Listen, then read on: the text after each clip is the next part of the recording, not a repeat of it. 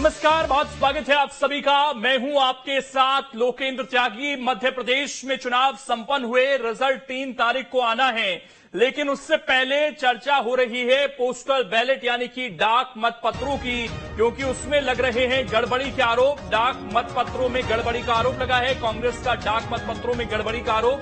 अरुण यादव ने video social media पर share कर लगाया है आरोप। बालाघाट के पॉलिटेक्निक कॉलेज का बताया जा रहा है वीडियो।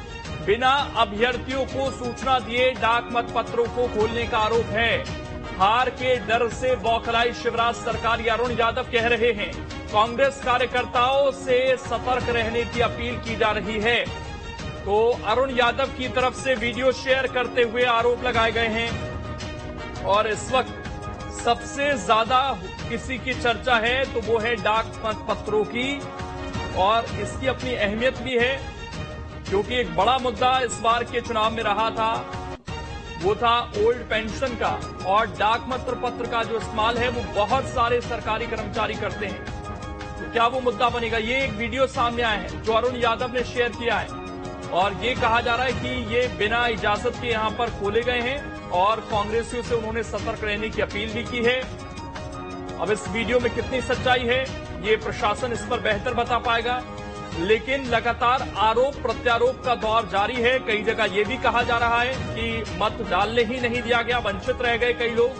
और दूसरी तरफ आप देखिए, छत्तीसगढ़ में बीजेपी कुछ इसी तरह के आरोप कांग्रेस पर लगा रही है। तो मध्य प्रदेश में कांग्रेस आरोप लगा रही है तो छत्तीसगढ़ में बीजेपी आरोप लगा रही है,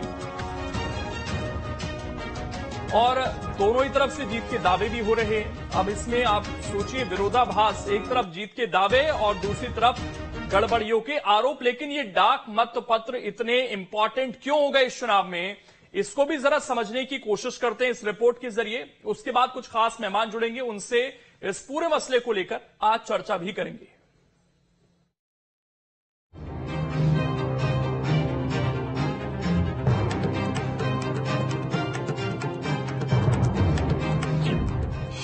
एमपी में पोस्टल बैलेट पर सियासी बवाल।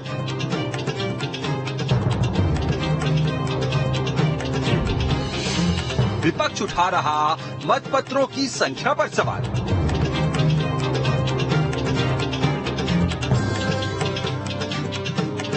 जी हां, मध्य प्रदेश में वोटिंग खत्म होने के बाद भी इससे जुड़े विवाद खत्म होने का नाम नहीं ले रहे। अब पोस्टल बैलेट यानी डाक मतपत्रों को लेकर विवाद शुरू हो गया है। जानकारी के मुताबिक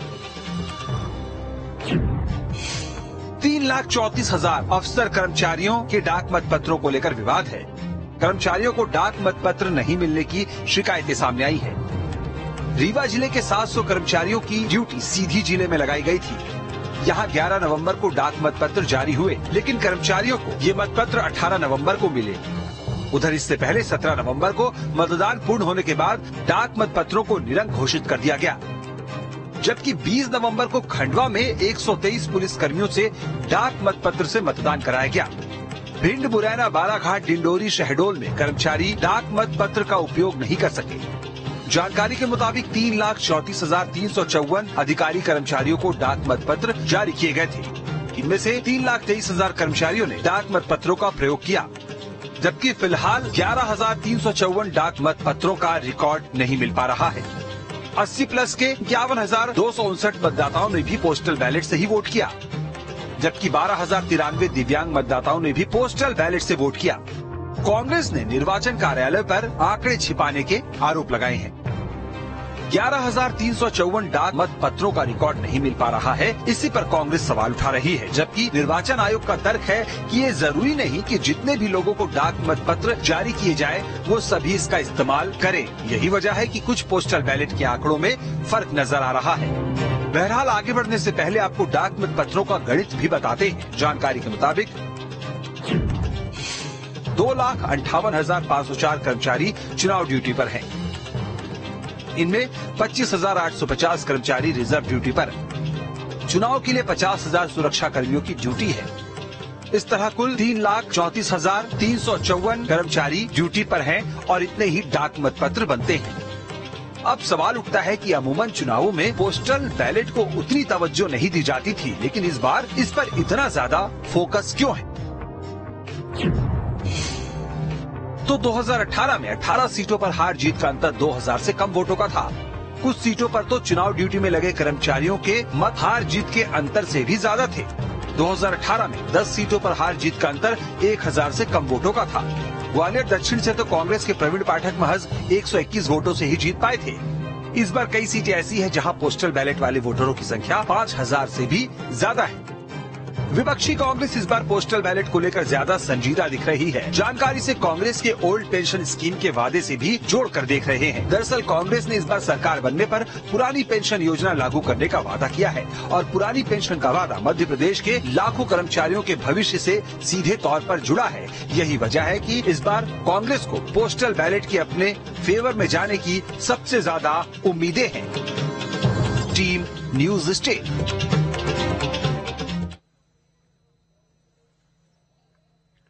और चर्चा करने के लिए खास मेहमान इस वक्त हमारे साथ जुड़ गए हैं। सबसे पहले परिचय करा देता हूं। डॉक्टर सत्यप्रकाश शर्मा जी हैं, वरिष्ठ पत्रकार हैं।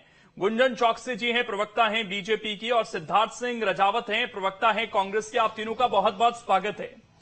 सिद्धार्थ जी, 2-3 चीजें मुझे बड़ी कॉन्ट्राडिक्टरी लग रही है इस इलेक्शन में और मैं उनका जवाब आपसे चाहता हूं। एक, आज पीसी शर्मा का दावा जिसमें वो पूर्ण बहुमत के साथ सरकार बनाने का दावा कर रहे हैं और कांग्रेस के सभी नेता दावा कर रहे हैं। अगर दावा कर रहे हैं तो फिर ये पोस्टल बैलेट को लेकर घबराहट क्यों है? दूसरा, कई बार हमने कांग्रेस के नेताओं को सुना ये कहते हुए कि सरकारी जो कर्मचारी हैं वो ठीक से काम नहीं कर रहे। खबरें तो ये भी आई कि बाकायदा उनकी लिस्ट बनाई जा रही है। कमलनाथ का एक बयान वायरल हो रहा है, ये पुलिस प्रशासन, पैसा, अधिकारी 7 दिन बाद किस तरफ जाएंगे ये सबको पता है। अब उन्हीं कर्मचारियों से आप ये उम्मीद कर रहे हैं कि सभी के सभी कांग्रेस को वोट देंगे, तो ये स्थिति क्या है सर? जरा समझाइए कि अगर चुनाव आयोग ये कह रहा है कि कुछ पोस्टल बैलेट से वोट नहीं हुए, 100% की गारंटी नहीं है, तो ये नुकसान केवल कांग्रेस को ही होगा, ऐसा क्यों है?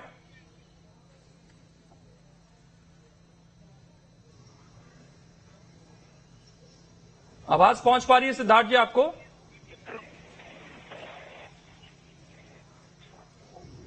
चलिए, अब आवाज नहीं पहुंच पा रही, लेकिन मैं पहले इस पर सत्यप्रकाश जी का एक रिएक्शन ले लेता हूं। सत्यप्रकाश जी, जो सवाल मैंने किया कि एक तरफ जीत का दावा, दूसरी तरफ गड़बड़ी की आशंका, एक तरफ कर्मचारियों पर निशाना, दूसरी तरफ ये उम्मीद कि पोस्टल बैलेट से अगर मतदान कहीं छूट गया तो वो कांग्रेस के पक्ष में, इसे किस तरीके से देखते हैं? देखिए, पहले तो लोकेन जी, मैं कर्मचारियों का रुख के बारे में मध्य प्रदेश के कुछ इतिहास की तरफ आपको ले चलता हूं। 2003 में जब भारतीय जनता पार्टी की सरकार स्टेट में बनी तो आपको याद है उसमें दिग्विजय सिंह की 10 साल की सरकार जाने के पीछे सबसे बड़ा कारक कोई माना जाता था तो वो कर्मचारियों की उनसे नाराजगी मानी जाती थी। हम आते हैं ओल्ड पेंशन स्कीम पर।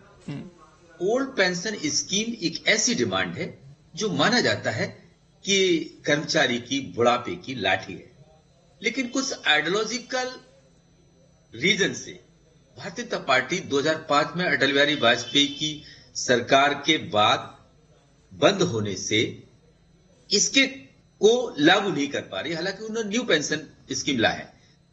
हाल ही में आपने देखा, चाहे हिमाचल प्रदेश का इलेक्शन रहा हो, कर्नाटका का रहा हो, कांग्रेस को ओपीएस अनाउंस करने का बड़ा फायदा मिला।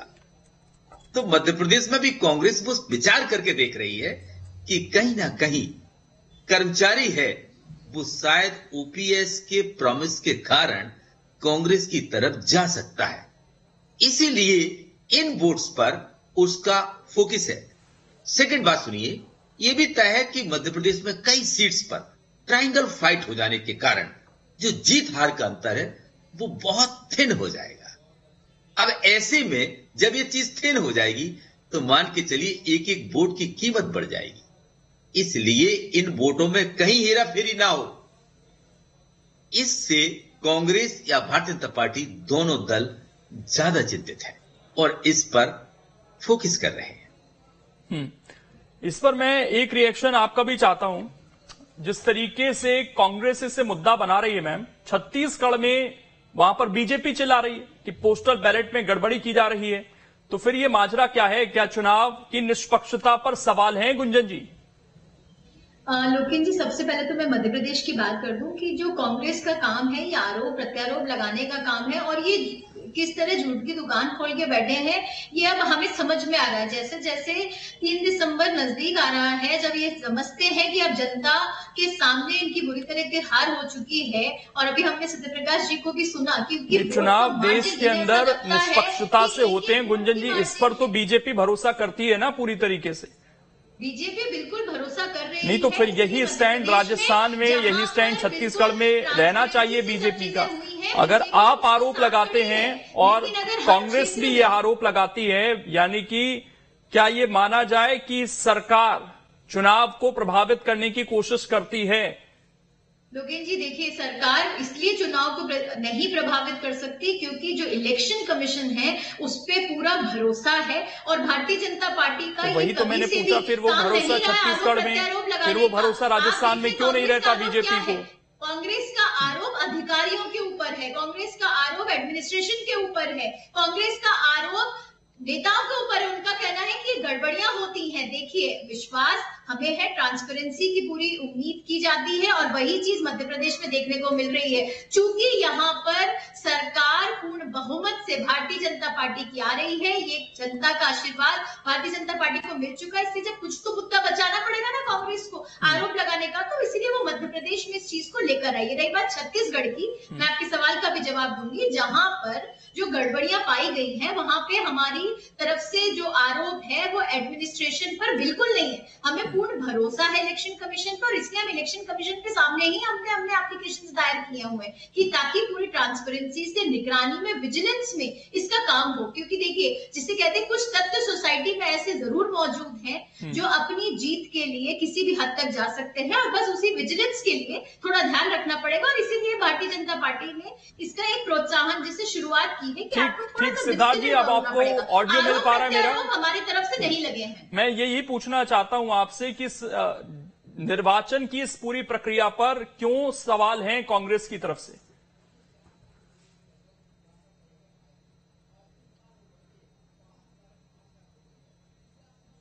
सिद्धार्थ जी, ऑडियो नहीं मिल पा रहा क्या?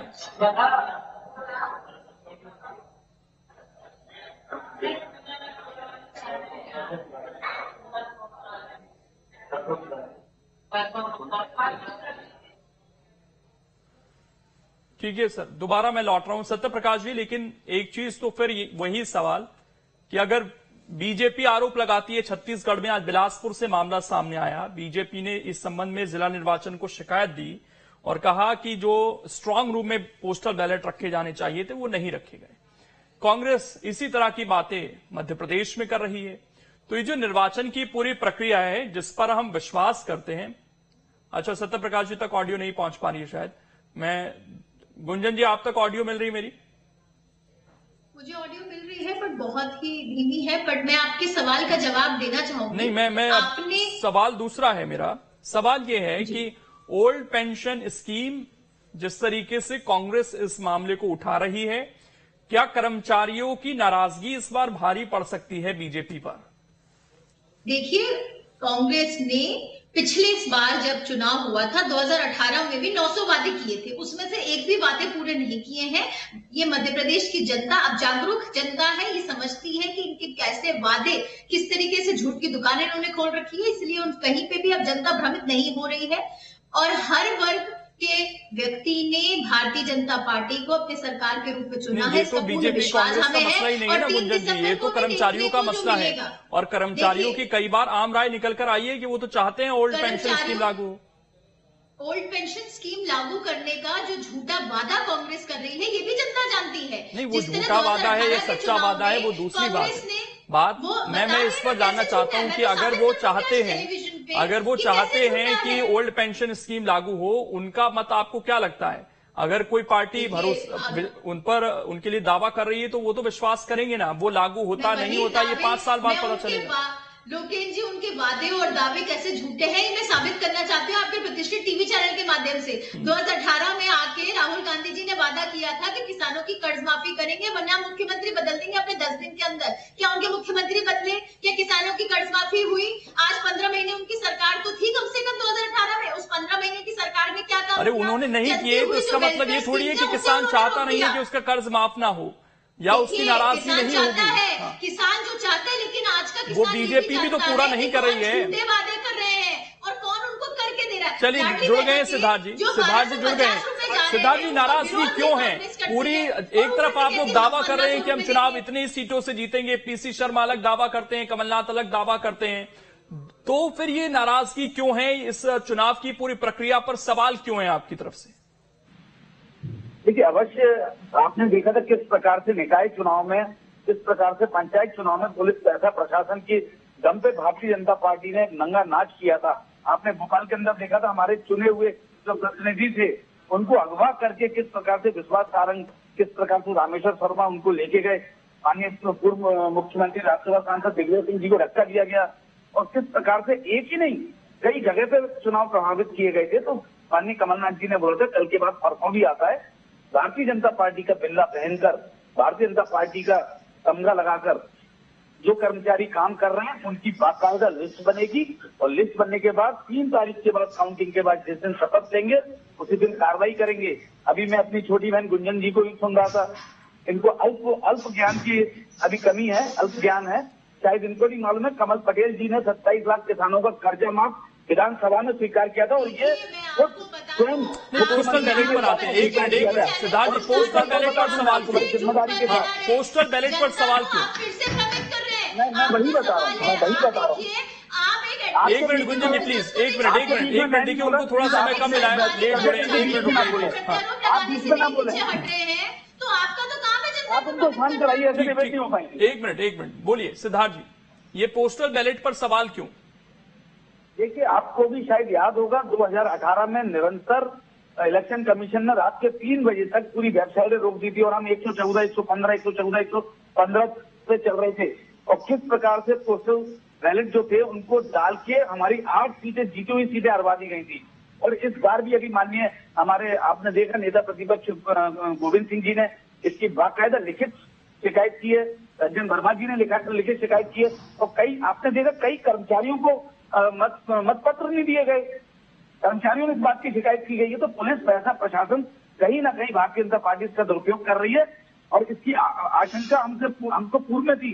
कल भी मतलब आप ये मान रहे हैं कि पोस्टल बैलेट की बड़ी जरूरत है, क्योंकि सत्यप्रकाश जी ने बड़े अच्छे से समझाया था, हमने अपनी रिपोर्ट में भी दिखाया कि पिछली बार जो मार्जिन था बड़ा थिन था कई सीटों पर, और जो आप ये दावा कर रहे थे कि एक लहर है कांग्रेस की इस बार प्रदेश में बदलाव की, वो आपको नजर नहीं आ रही है। ये पोस्टल बैलेट बहुत इंपॉर्टेंट रोल प्ले करेंगे और टक्कर का मुकाबला है कई सीटों पर, आप ये मान रहे हैं इसका? देखिए, एक एक मत बड़ा कीमती होता है, एक मत। कई जगह तो आपने देखा 50-100 से हमारे प्रवीण पाठक जी 100 वोट से जीते थे, ऐसे कई सीटें हैं।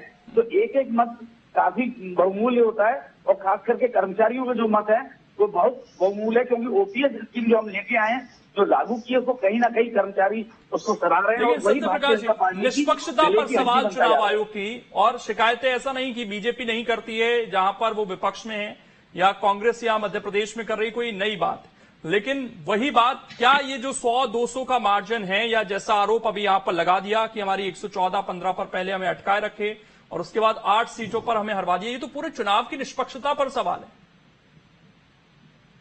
जी, मुझसे पूछा आपने? जी। देखिए लोकेन जी, मैं आपको बताऊं, मैंने भी कई चुनाव को नजदीक से बरसों से देखा है, ब्यूरोक्रेट्स भी मेरे बहुत अच्छे मित्र हैं मध्य प्रदेश में, लेकिन ये चीज तय है कि शायद ही कोई ऐसा डिस्ट्रिक्ट इलेक्शन ऑफिसर होता होगा जो आंख बंद करके किसी प्रत्याशी का साथ देता होगा। लेकिन हां, एक चीज जरूर है कि ये जो ब्यूरोक्रेट्स होते हैं ये हवा के रुख के साथ चल पड़ते हैं और वो कहां कितनी मदद करते हैं। कुछ चीजें ऐसी होती है जहां उनकी आंख बंद करना ही सपोर्ट हो जाता है और दूसरे का विरोध हो जाता है। तो ये घटनाएं कई बार कई मौकों पर घटित हुई हैं, जिसके कारण कई आईएएस ऑफिसर और कई आईपीएस के खिलाफ भी कई बार शिकायतें हुई, इलेक्शन कमीशन में गई, हाई कोर्ट, सुप्रीम कोर्ट में भी गई। तो मेरा कहने का तात्पर्य यह है कि मध्य प्रदेश में भले ही भाजपा कांग्रेस पर आप भी आरोप लगा रही हो या कांग्रेस लगा रही हो, कांग्रेस या अपोजिशन में तो वो ये मान के चलती है कि जो मशीनरी है, जो इलेक्शन कमीशन के अंडर कमांड है इस समय, वो कहीं ना कहीं भाजपा को फेवर करती होगी। वहीं आप कहते हैं कि छत्तीसगढ़ में भाजपाई भी इन पर आरोप लगा रहे हैं, ब्यूरोक्रेट्स पर। तो कहने का तात्पर्य यह है कि जब जिससे न्याय मिलने की उम्मीद होती है, जो हमारी प्रक्रिया का मुखिया होता है, जब हमको ये दिखता है कि यहां हम कहीं लूज हो रहे हैं, तो वो दोषारोपण उसी पर ही करता है। लेकिन हाँ, ये निश्चित है कि 100% जो फेयरनेस है या ट्रांसपेरेंसी है, उस पर कहीं ना कहीं कुछ अधिकारी अपने पर्सनल रिलेशंस को निभाने ये एक इम्पोर्टेंट बात आपने कही, और मैं इससे एक आखिरी रिएक्शन इसी पर मैं क्लोज करूंगा। सिद्धार्थ जी, हार का डर भी है क्या अभी से, इसीलिए एक चीज अपने फेवर में तैयार की जा रही है कि बाद में एक्सक्यूज दिया जा सकता है? देखिए, हार का कतई कोई डर नहीं है। हम लोग प्रचंड बहुमत से आ रहे हैं, पर एक एक मत, एक एक सीट हमारे लिए बहुत एक कीमती है। हम चाहते हैं कि हमारे पास इतना बहुमत हो, प्रचंड बहुमत हो कि भारतीय जनता पार्टी लोकतंत्र की हत्या करके 35-35 करोड़ में फिर विधायक ना खरीदे। इसलिए हम एक एक सीट पे मॉनिटरिंग कर रहे हैं। एक एक मत हमारे लिए कीमती है, चाहे दिव्यांगों का मत हो, चाहे सीनियर सिटीजन का मत हो, चाहे हमारे कर्मचारियों का मत हो, हम सब पे निगाह रख रहे हैं। पिछली बार हम दूध का जला छाछ को भी फूक फूक के पीता है, जो हमारे मतलब अगर एज पे अगर आ गए 116-17 मान लीजिए आ गए गलती से, तो आपको अभी भी ये डर है कि हमारी सरकार नहीं रहेगी? नहीं, कोई डर नहीं है। मैं आपको बड़ी जिम्मेदारी से बताना चाहता हूँ। आपने तो बोला कि हम चाहते हैं कि इतनी बहुमत आ जाए कि हम टूट ना पाए। 150 का आंकड़ा हम पूरा पार करेंगे। मतलब एज पे रहे तो फिर कुछ भी हो सकता है। आपको अपने प्रत्याशियों पर भरोसा नहीं है अभी? सवाल ही नहीं उठता।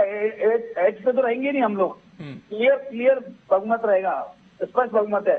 ये जनता ने चुनाव लड़ा है। भारतीय जनता पार्टी ने ये 20 माह में 225 घोटाले, कोरम डैम, कालों के काल, महाकाल को नहीं छोड़ा। अब तो चीजें बदलने वाली शायद है नहीं। जो लॉक होना था किस्मत में कैद हो चुकी है, और वो 3 तारीख का इंतजार है। अब दिन भी एक ही कम हो ही रहे हैं, और ये दिन बहुत करीब है अब 3 तारीख का, तो इंतजार करते हैं। और इसी तरह से अभी लग रहा है कि ये जो अगले 4-5 दिन हैं, ये इसी तरीके से विवाद होते रहेंगे, इन पर चर्चा होती रहेगी। बहुत शुक्रिया आप सभी का इस चर्चा में जुड़ने के लिए। लेकिन जो हमारी चुनावी प्रक्रिया है, क्योंकि सवाल उस पर हैं, तो उस पर भी अब जवाब आना चाहिए, ताकि